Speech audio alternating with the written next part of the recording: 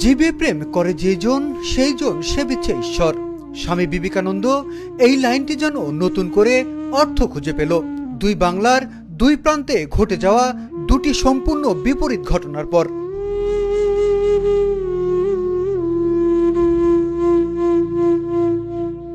পাবনার ঈশ্বরদীতে ৮টি নিরীহ কুকুরছানাকে বস্তাবন্দি করে পুকুরে ডুবিয়ে হত্যা এক বিভীষিকাময় নির্মমতা। যা কুকুরটির ছুটাছুটি, কাঁদতে থাকা সেই অসহায়তা আজও মানুষের মনকে নাড়িয়ে দিচ্ছে। মানুষ হিসেবে কোথায় হারিয়ে গেল আমাদের মমতা, আমাদের দায়িত্ববোধ?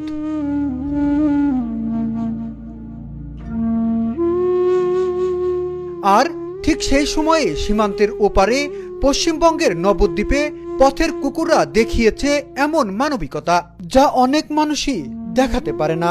গভীর ভোরে ঠান্ডা মাটিতে পড়ে থাকা এক নবজাতককে তারা ঘিরে তৈরি করেছিল সুরক্ষা নিঃশব্দ বৃত্ত।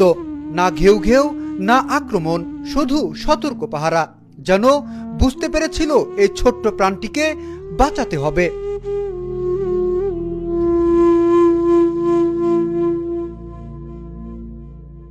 একদিকে নিষ্ঠুরতা, অন্যদিকে অপরিসীম ভালোবাসা। এ যেন এক আয়না, যেখানে আমরা নিজের মুখটাই দেখতে পাই।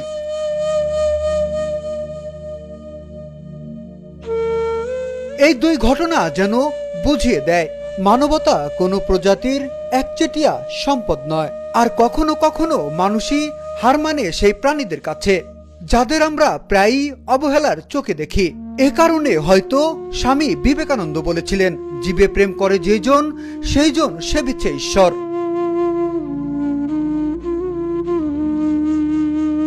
আজ প্রশ্ন একটাই, আমরা কি সত্যি সেই পথে হাঁটছি, নাকি আমাদের শিখতে হবে আবারও সেই পথকুকুরদের কাছে, যারা ভালোবাসার পাঠ জানে নিঃশর্তভাবে।